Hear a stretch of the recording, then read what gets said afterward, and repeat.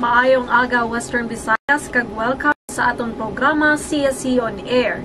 Karon nga aga, luyag naman naton ipahibalo sa publiko nga formal na nga ginbuksan sa Civil Service Commission ang 2013 Search for Outstanding Public Officials and Employees. Ini nga programa ang sa idalom sang Honor Awards program sang Civil Service Commission. Kagaangot sa aton nga Memorandum Circular number 18 series of 2012, the CSC announces the launch of the 2013 Search for Outstanding Public Officials and Employees as mandated in the 1987 Philippine Constitution, Executive Order numbers 292 and 508, as amended by Executive Order number 77 and Republic Act number 6713, or the Code of Conduct and Ethical Standards for Public Officials and Employees. The annual search for public service exemplars is administered by the CSC's Honor Awards Program or HAP Secretariat. So there are 3 awards categories: the Presidential Lingkod Bayan Award, the Outstanding Public Official and Employee, or the Dangalang Bayan Award, and the CSC Pag-asa Award are at stake. The conferment of awards form part of the Commission's advocacy of promoting a culture of excellence and of recognizing and rewarding women and men for outstanding work performance, contribution, and superior accomplishments, or for consistent manifestation of exemplary ethical behavior in public service. So for 2013, apart from individual nominations for the Presidential Lingkod Bayan and CSC Pag-asa Awards, group or team nominations are strongly encouraged. The Outstanding Public Officials and Employees Awards rights serve as the centerpiece of the month-long celebration of the Philippine Civil Service Anniversary in September of every year. So, nomination forms and requirements are contained in the 2013 Enhanced HAP Guidelines, and nomination forms can be secured at any of the CSC's regional and field offices nationwide or downloaded at the CSC website www.csc.gov.ph. So for inquiries, mahimo man kamo nga mag-contact sa aton nga HAP Secretariat sa telepono 02-931-7993, again 02-931-7993 or 932-0381. Hotline number 02-932-0111. Sa liwat, ang hotline number sa HAP Secretariat is 02-932-0111. Mahimo man kamo nga mag-text sa text CSC 0917-839-8272. Again, text CSC 0917-839-8272 or via hap@webmail.csc.gov.ph or payo@webmail.csc.gov.ph. Amoya to ang kaundan sa CSC Memorandum Circular number 18 series of 2012. Ang Civil Service Commission ang tuigan nga nagapatigayon sa Honor Awards program. Kada tuig ginasidunggan ang mga mapilian nga awardees para sa CSC Pag-asa, Dangalang Bayan kag Lingkod Bayan Awards. Diri sa Reyon 6, mayara kita sang 5 ka mga finalists sa ginhiwat nga 2012 search. Sila ang mga masunod. Para sa Dangalang Bayan Award, si Dr. Edita Magallanes, University President sa Capiz State University nga nakabase sa Rojas City, Capiz. Si State Auditor for Heidi Pasuelo. Para naman sa 2012 Dangalang Bayan, sa Commission on Audit Region 6 nga nahatang sa Pavia, Iloilo. Sila ang mga finalists sa 2012 Honor Awards program sa idalom sang Dangalang Bayan category. Para naman sa CSC Pag-asa category, nangin finalist kanday Miss Maricel Bechaida, LGOO 5 Cluster 1 Head, sang Department of Interior and Local Government Region 6 nga nakabase sa Kalibo, Aklan, Claire D. Caboroy, Pharmacist 1 sa nga Provincial Government of Capiz Provincial Health Office nga nakabase sa Rojas City, kag ang Provincial Health Office of Capiz nga mayara sang 10 members para naman sa group category. Ang sila amo ang mga finalists para sa 2012 Honor Awards program. Kag humali na 1993 tubtub 2012 mayara na sang 39 tanan ka mga HAP awardees gikan sa Region 6, 16 para sa Pag-asa, 10 para sa Dangal ng Bayan, kag 13 naman para sa Lingkod Bayan category. Ano bala ang tinutuyo sining Honor Awards program? Sino bala ang mahimo nga i-nominate para sa search? Kag ano bala ang mga requirements sa pag-nominate? Inatanan ato na paghaybaluon karon nga aga. So ano bala ang scope or coverage sa Honor Awards program? Ang Honor Awards program covers all officials and employees in the career and non-career service of the government.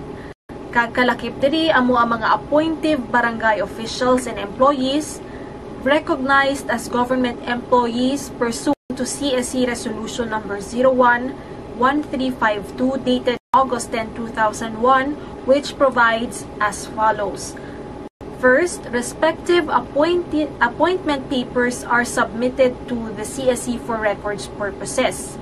Second, positions have fixed salary in accordance with the salary schedule provided for in Local Budget Circular number 63 series of 1996. Ang ikatatlong requirement is that the nominee should meet the qualification requirements set in the Local Government Code of 1991, kag ang pang-apat nga requirement is attendance and service records are kept and maintained in the barangay office.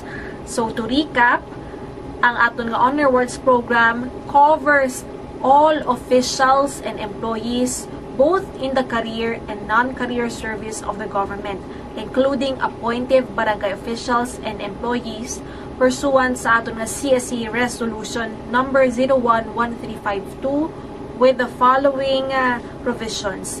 So una, ang ginhambal naton nga kinahanglan ng ilang respective appointment papers are submitted to CSC for records purposes. Ikaduha, ang ilang positions have fixed salary in accordance with the salary schedule provided in the Local Budget Circular number 63 series of 1996. Ikatatlo is that they should meet the qualification requirements set in the Local Government Code of 1991, kag attendance and service records are kept and maintained in the barangay office.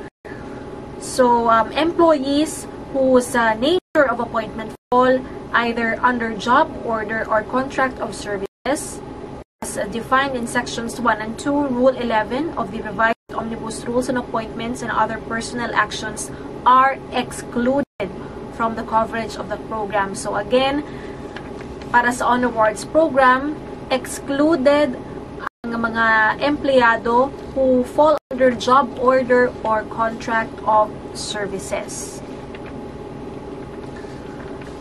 Kagamuya to ang scope sang Honor Awards program. Makadto naman kita sa categories of awards. So, una, awards for outstanding work performance.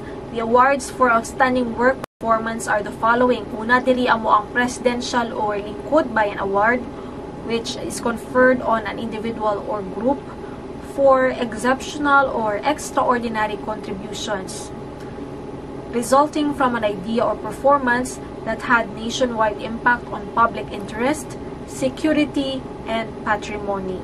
So ano ba lang ilang contribution? Mahimo ini nga isa ka suggestion, innovation, invention, o kon superior nga accomplishment. Magluwas sa Presidential or Lingkod Bayan Award, mayara man sang Civil Service Commission Pag-asa Award, conferred on an individual or group para sa ilang outstanding contribution resulting from an idea or performance that directly benefit more than one department of the government. Magsiling kita nga group, this refers to the following. So, para sa Presidential Lingkod Bayan and CSC Pag-asa Award categories, 2 or more individuals bound by a common objective, a task force, pwede man nga technical group or special working team, formed or organized, whether formally or informally, to undertake certain projects and programs. Is there any limit sa maximum number sang members para sa group category? Yes. So, maximum membership for both Presidential Lingkod Bayan and Pag-asa Awards group or team shall not exceed 10 employees. So, again, maximum membership para sa Lingkod Bayan kag Pag-asa Awards for the group or team category shall not exceed 10 employees. So, the group or team should have demonstrated teamwork shown by constant communication, coordination, cooperation, and cohesiveness among members. So, ang kada group or team member should have actual contribution in the attainment of the group's accomplishment. So, that is also very important nga ang kada miyembro sang grupo should have actual contribution. Then, another category is the award for exemplary conduct and ethical behavior. The award for exemplary conduct and ethical behavior is the Outstanding Public Officials and Employees Award or the Dangal ng Bayan Award. This award is conferred to an individual for performance of an extraordinary act or public service, kag subungan ang iyang consistent demonstration of exemplary ethical behavior on the basis of his or her observance sa aton nga 8 norms of behavior sa idalom sang Republic Act number 6713 o kung mas kilala nga Code of Conduct and Ethical Standards for Public Officials and Employees. So, aton isa-isahon nining 8 norms of behavior. So, first is commitment to public interest. Next is professionalism. Then, justness and sincerity. Political neutrality, responsiveness to the public, nationalism and patriotism, commitment to democracy, and simple living. So, amoy na ang mga nambitan nga categories para sa 2013 Honor Awards Program, Search for Outstanding Public Officials and Employees. Kaina ato na ginhatag sa inyo ang 3 ka categories para sa nambitan nga awards. So, para sa mga mapalaron nga mangin awardees para sa tuig 2013, ano bala ang mga forms of rewards and incentives? So, we will start with the CSC Pag-asa Award, individual and group. So, awardees will receive a gold gilded medallion, a plaque containing the citation and signature of the Chair of the Civil Service Commission, and 100,000 pesos cash reward provided under Section 6 of the Omnibus Rules implementing Book 5 of Executive Order Number 292. So again, the following prizes are at stake for the CSC Pag-asa Award individual and group categories. Gold gilded medallion, plaque containing the citation and signature of the CSC chairperson, and 100,000 pesos na cash reward. Para naman sa Dangal ng Bayan category, Dangal ng Bayan awardees will receive a trophy designed and executed by National Artist for Sculpture Napoleon Abueva, 200,000 pesos cash reward, and other forms of rewards and incentives provided under Section 6, Paragraph 3 of Republic Act 6713 or the Code of Conduct and Ethical Standards for Public Officials and Employees dated February 20, 1989. So again, the following prizes are at stake para sa Dangal ng Bayan category. Trophy, designed and executed by Napoleon Abueva, ang kilala nga national artist for sculpture sa aton nga pungsod. 200,000 pesos nga cash reward and other forms of rewards and incentives under RA 6713. And finally, para naman sa Presidential or Lingkod Bayan category, awardees, whether individual or group, shall receive a gold gilded medallion, a plaque containing the citation and signature of the President of the Philippines, cash reward of 200,000 pesos, and other forms of rewards and incentives provided for under Section 5 of Executive Order Number 508, entitled Instituting the Lingkod Bayan Award as the Presidential Award for Outstanding Public Service, dated March 2, 1992. So other forms of rewards and incentives may include ang executive medical check-up and scholarship programs. So again, para sa Presidential or Lingkod Bayan Award, the following prizes are at stake for individual and group categories.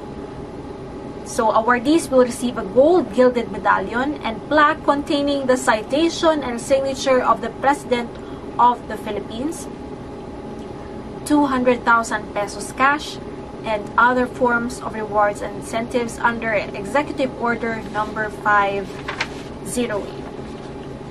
Kagambuyat to ang mga forms of rewards and incentives para sa mga mapalaron nga mangin awardees sa idalom sang Honor Awards Program para sa tuig 2013. Para sa mga interesado nga magpasakop sa nahambitang na search, sino bala ang qualified nga mag-entra? So, nominated officials and employees, whether in the individual or group category, must meet the following criteria or qualifications. First, must be in government service at the time of nomination, and accomplishments were carried out within the last 3 years immediately preceding the nomination. Posthumous nominations may be made for a public servant who died in the line of duty or in the pursuit of his or her official duties and responsibilities as a civil servant. Posthumous nomination should be formalized within 12 months or 1 year from the time of death of the official or employee. Another qualification requirement is the nominee or nominees have been rated at least very satisfactory or its equivalent for the last 2 performance rating periods prior to the nomination and have not been found guilty of any administrative or criminal offense involving moral turpitude at the time of nomination. So again, the following are the qualifications or criteria for nomination. So, the nominee must be in government service at the time of nomination. Kag ang iya accomplishments were carried out within the last 3 years. So, gina-emphasize kid nato, no, within the last 3 years preceding the nomination. May mo man mag-submit sa mga posthumous nominations, particularly for public servants who died in the line of duty. So, posthumous nomination should be formalized within 12 months from the time of death of the official or employee. Kinahanglan man nga rated at least very satisfactory or its equivalent for the last 2 performance rating periods prior to nominations. And kinahanglan nga have not been found guilty of any administrative or criminal offense involving moral turpitude at the time sa pag-nominate. So, a group or team may be nominated either in the Presidential or Lingkod Bayan or the CSC Pag-asa Awards, even if there are members who fail to meet the said requirements. The said members, however, shall be excluded from the grant of awards should the group be selected as a recipient. So again, no, para sa mga group or team nominations, if there are members who fail to meet the qualifications for nomination, they can still be included in the nomination. However, they shall be excluded from the grant of awards should the group or team be selected as a recipient. So, amuyat to ang qualifications for nomination sa Honor Awards Program. Now, ano naman ba lang pagbasihan sa pag-judge sa mga nominations or nominees? So, we have the following criteria for evaluation. So, una, para sa Lingkod Bayan Pag-asa Awards, individual category, we have the following criteria. Noteworthiness of outstanding performance and contributions. Amo ini ang degree of uniqueness and originality of outstanding performance or contributions. Second is impact of a performance or achievement. This is the extent to which ang ilang idea, suggestion, innovation, or invention is being used, whether it has a wide, far-reaching effect, the number of persons benefited, the paradigm shift it has caused, and the amount of money saved.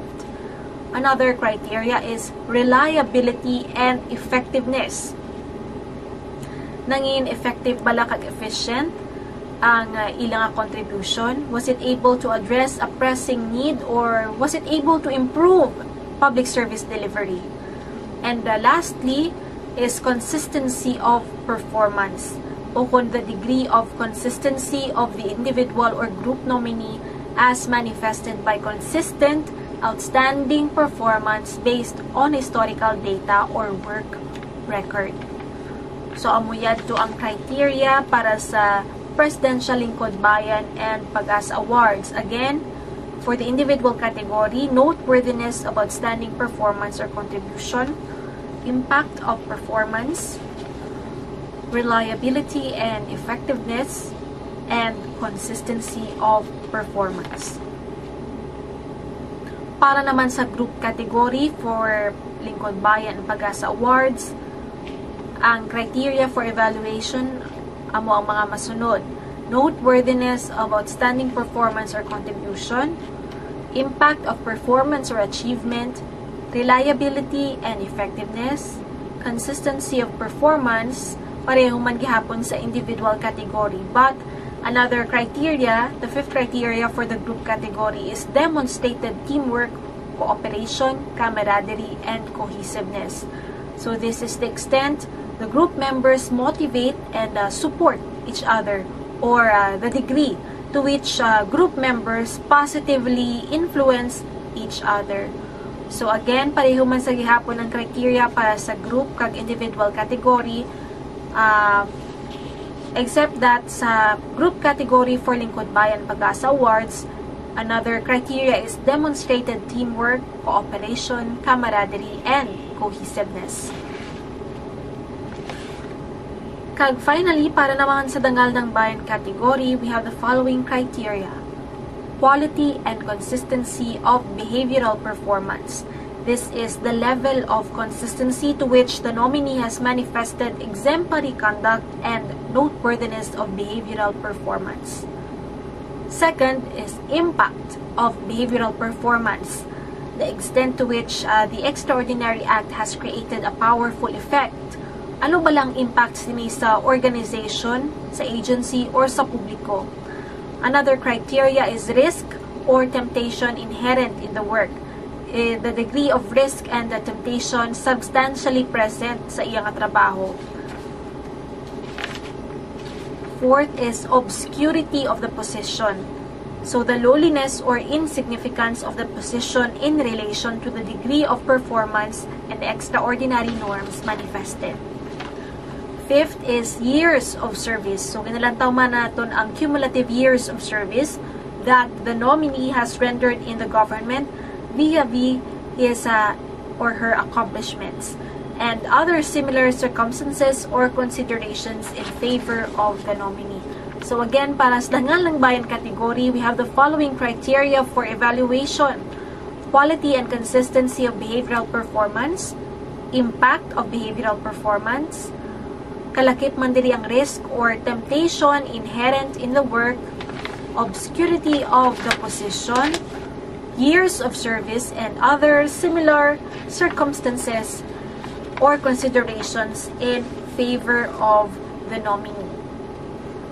Kaga amuyad to ang pila ka mga importante nga detalye angot sa aton nga 2013 Honor Awards program. So, sino bala ang mahimo nga mag-nominate para sa search? So, any individual or organization, no, as long as he or she has extensive knowledge of the outstanding work performance and or exemplary ethical behavior of the official or employee, or group or team may nominate an individual or group of individuals for a specific category. So again, no, any individual or even an organization can nominate as long as they have extensive knowledge of the outstanding work performance and exemplary ethical behavior of the official or employee or group or team. This is for the Honor Awards program. So, ano bala naman ang mga required nomination documents? So, para sa mga interesado nga mag-nominate para sa 2013 Search for Outstanding Public Officials and Employees, please take note of the following nomination requirements. So, nominators must submit only one mother folder containing the summary of accomplishments and documentary requirements. Only original clearances are required for submission. There is no need to photocopy clearances.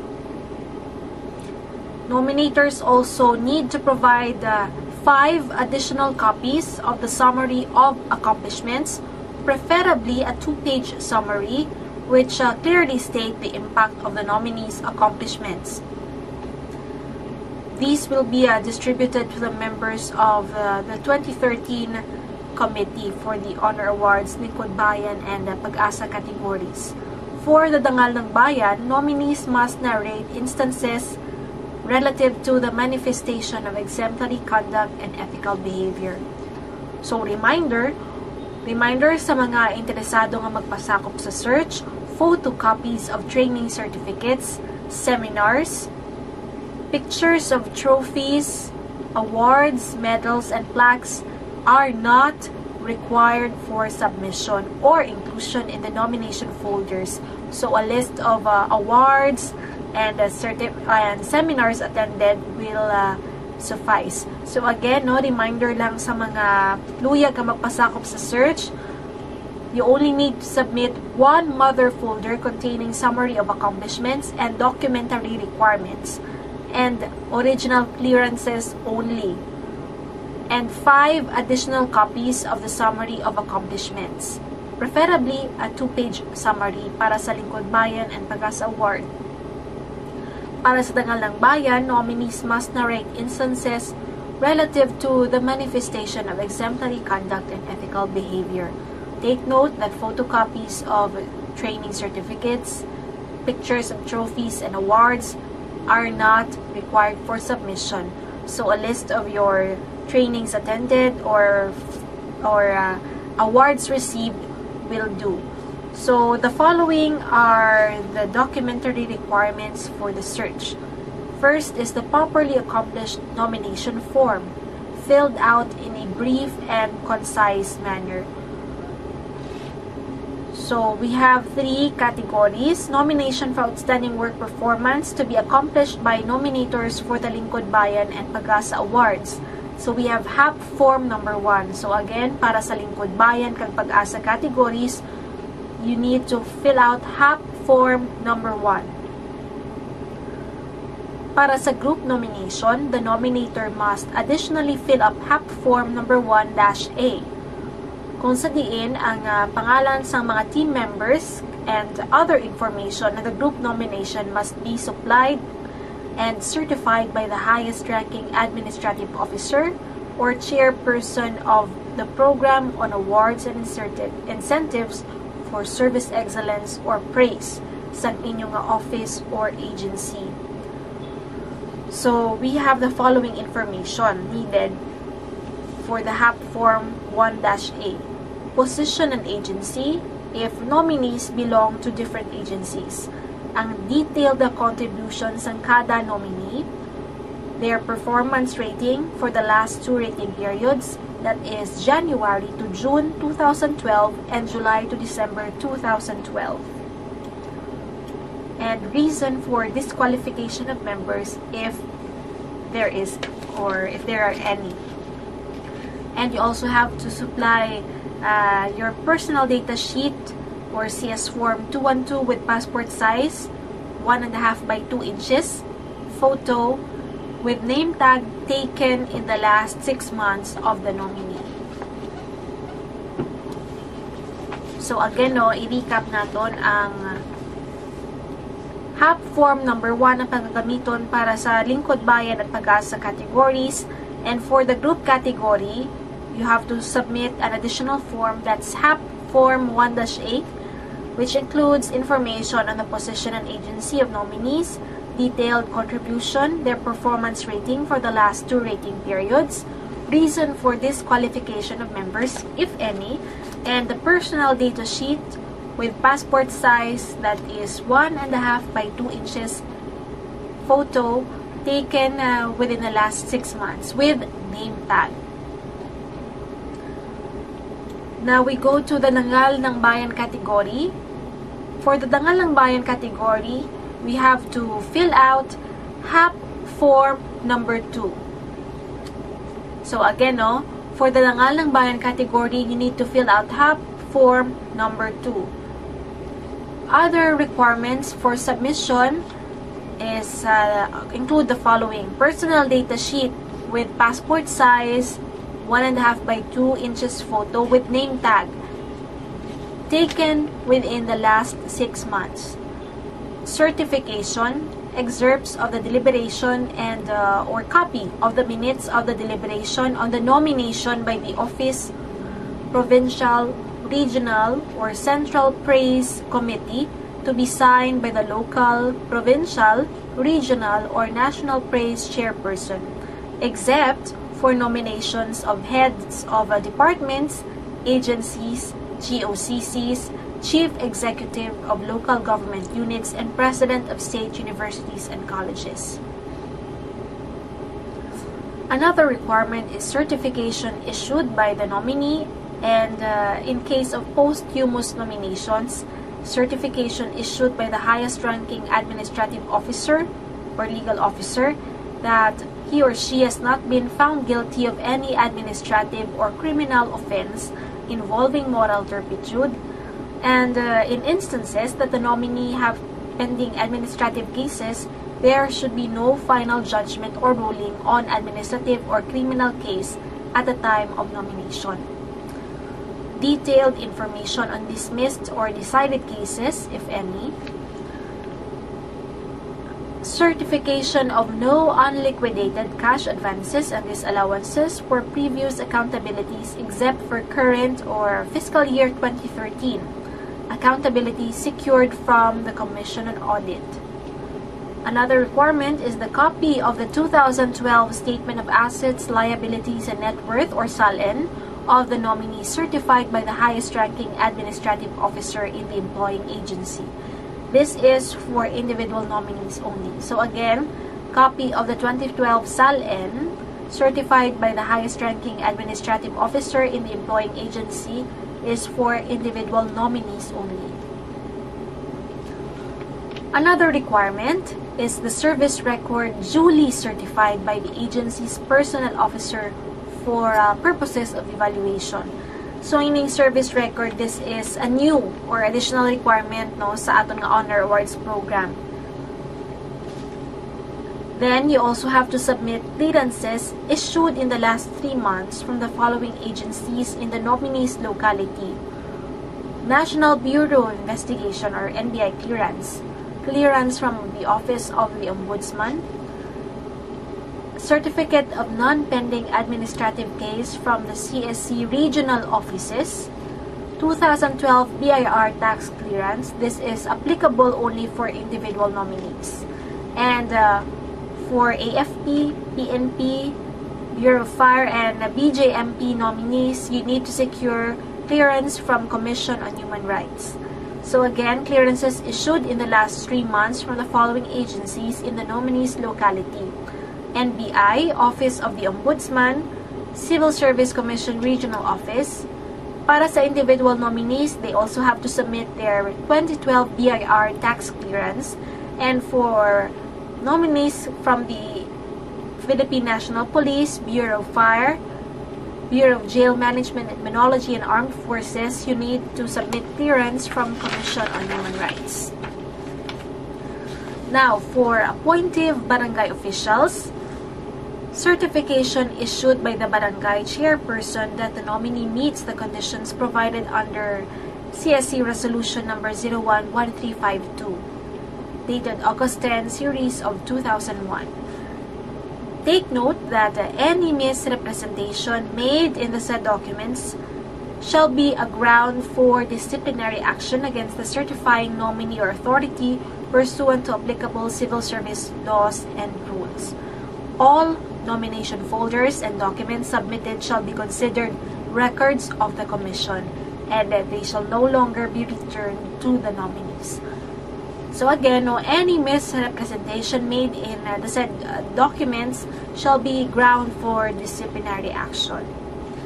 And all nomination folders submitted shall be considered as records of the Commission. Kagamuyat to ang requirements for submission of nominations. Now, for those who are interested, you might ask kung paano bala or ano bala ang procedure sa pag-nominate. So, for the Lingkod Bayan and Pag-asa Awards, we have the following procedure. So, except those of heads of departments, agencies, and elective officials, all nominations must be submitted in the prescribed nomination form to the office, provincial, regional, or central committee or praise committee para sa ilang evaluation. Now, after that, nominations must be approved. Kinahanglan nga endorse some office, provincial, or regional praise committee chairperson to the department or agency head. And the department or agency head will in turn endorse the nomination to the HAP Secretariat through the CSC regional or field offices.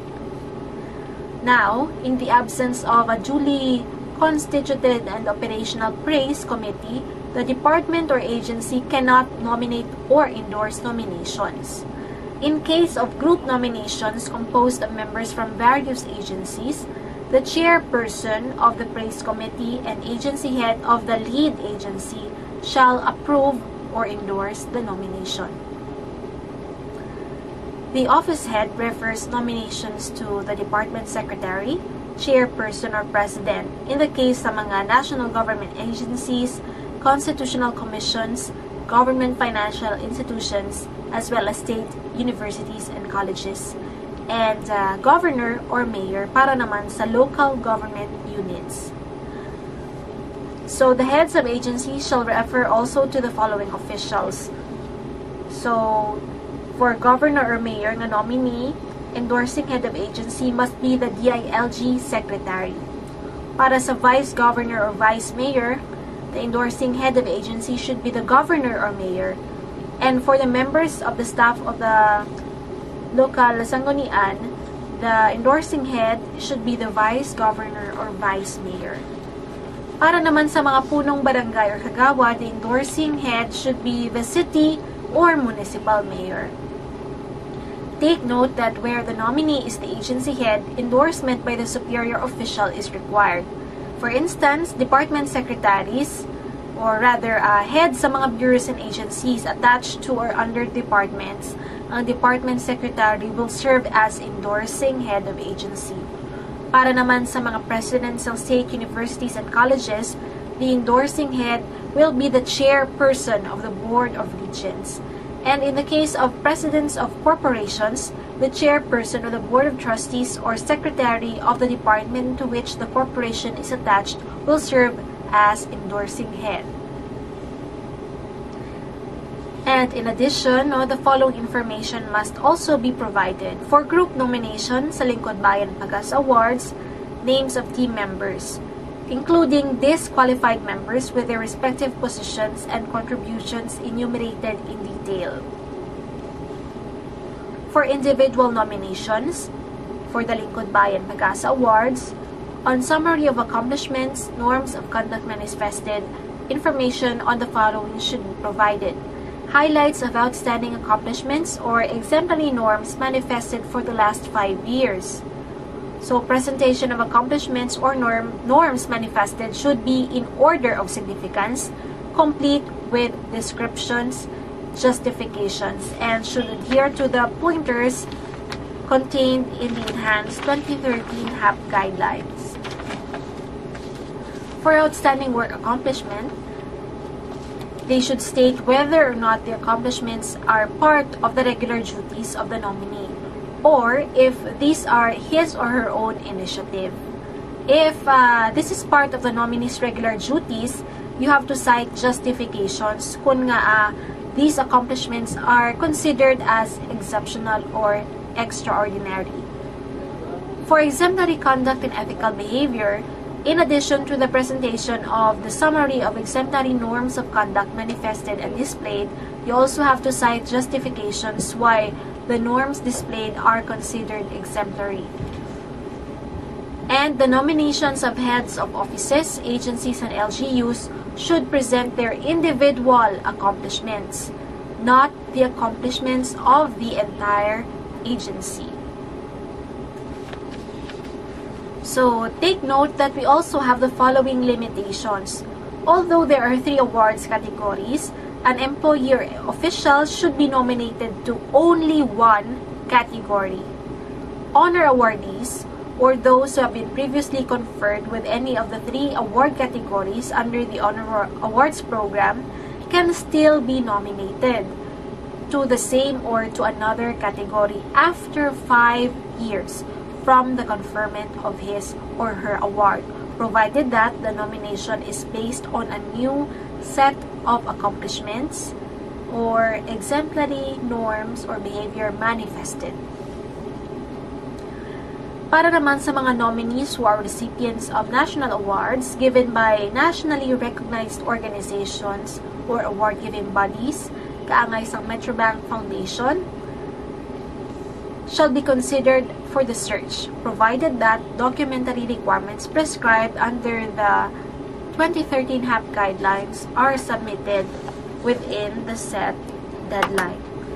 Take note that the names of nominees to the awards categories who are below 35 years old will be endorsed to the Eastern Regional Organization for Public Administration or EROPA, and they will vie for the Outstanding Young Practitioner Award, which seeks to recognize young individuals in the field of public administration and governance.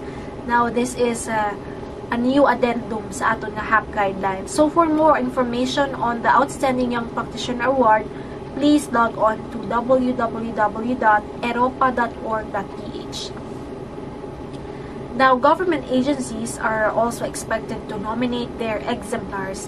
There is no limit to the number of nominees which the agency may field in any of the categories, provided they comply with the nomination requirements.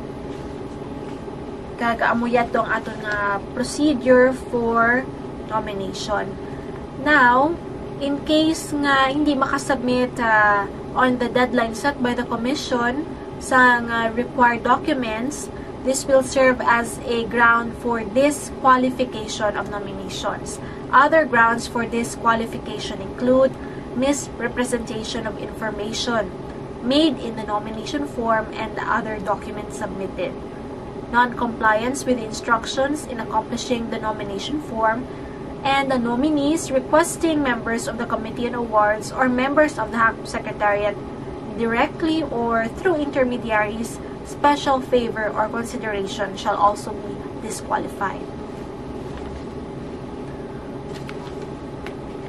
So, nominations to the 2013 Search for Outstanding Public Officials and Employees must be submitted to the CSC Provincial, Field, or Regional Office or directly to the HAP Secretariat on or before March 29, 2013.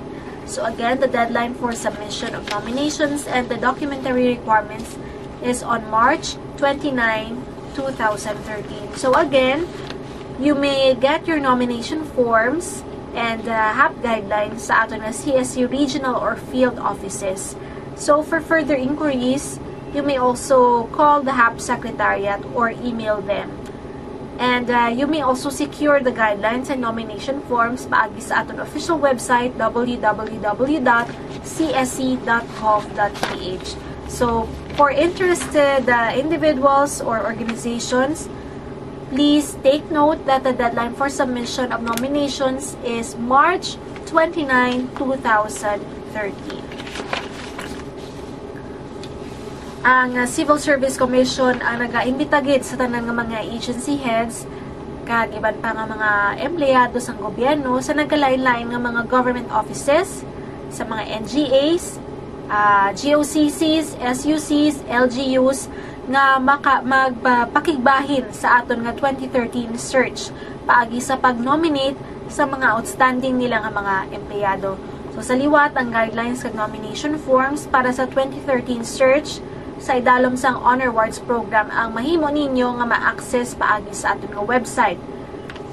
Or mahimo man kamo nga makig-angot sa CSC Regional Office number 6 sa telephone number 033-321-2668-269. Again, 033-321-2668-269. Uko na magbisita sa inyong pinakamalapit na CSC Field Office.